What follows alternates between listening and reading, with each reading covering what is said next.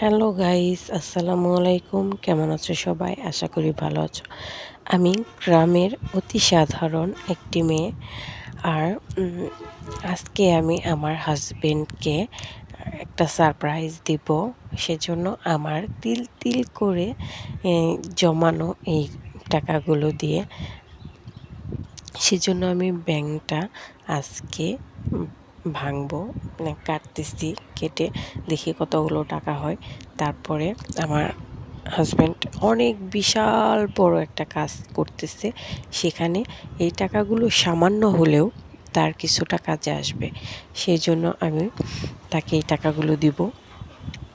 সে আমাকে যে হাত খরচ দিত সেগুলো আমি খরচ করিনি, এগুলো আমি জমিয়েছি। আর সব মেয়েদেরই এরকম হওয়া উচিত যে টাকা দিলেই সেগুলো খরচ করে ফেলবো, ইচ্ছেমতো উড়াবো, দরকার না থাকলেও খরচ করব। এরকমটা আসলে ঠিক না। সে যত বড় লোকই হোক না কেন, টাকা সঞ্চয় করতে হয়। যেমন যখন 5 লাখ টাকার দরকার, তখন যদি কেউ 50,000 টাকাও দেয় তাহলেও অনেক উপকার হয়। ঠিক তেমনই আমার হাজব্যান্ডের 50 লাখ টাকার কাজে আমার এই সামান্য কিছু টাকা আমি দিব। আশা করি তার অনেক উপকারে আসবে।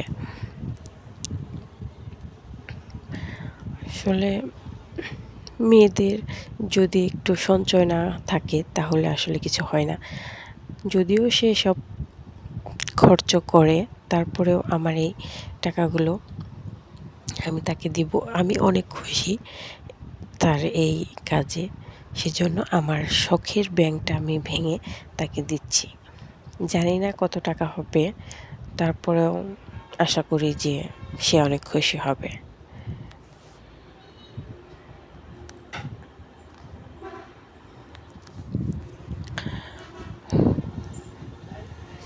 জানি না কয় টাকা গুনে রাখেনি, তবে মনে হয় 15-20 হাজারের মতো হবে। গ্রামের মেয়েরা আসলে টাকা সঞ্চয় করতে পারে, সেটা আমি নিজে প্রমাণ। কারণ তাদের বাড়তি কোনো খরচ নেই।